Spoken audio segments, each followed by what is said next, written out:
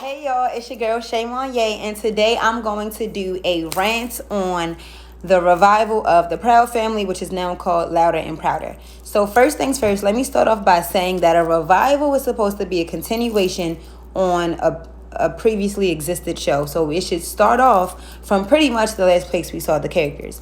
Now, here's the first inconsistency that I do notice with the show. The last time we saw Penny Proud, she was turning 16, and that was in the Proud Family movie.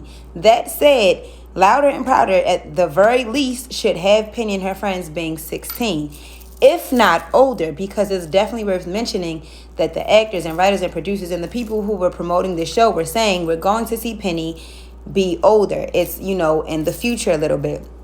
However, she's only 14 in this first episode. So, if it's a revival, why is she younger? That's just the first thing I noticed.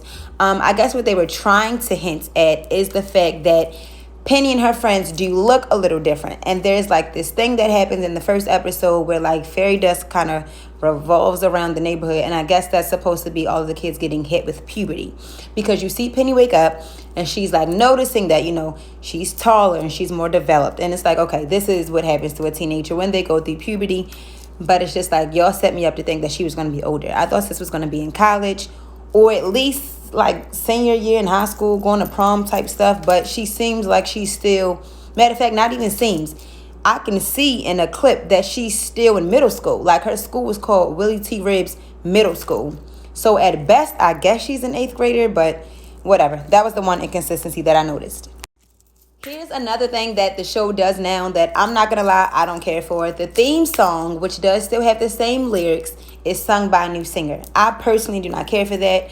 Call me nostalgic, call me stuck in the past, whatever. The point is, I love the theme song with Solange and Destiny's Child. This is by some new singer. I don't know her name, but I will acknowledge that, Sis sounds awesome. Her vocals is on point. She does sound good, but it's just not what I wanted as like, a beloved character of the old show. I just don't like change. Whatever. Also, this isn't a big deal, but I don't know if anybody else thought like I thought, but because Disney Plus only released 2 episodes, I think somewhere, somehow in my mind, I got it in my head that this was going to be like a 2-part, entry to the new show. And it's not. This is literally 2 episodes that are not really connected in any way. And whatever. It is what it is. That's not a big deal. I don't care that much.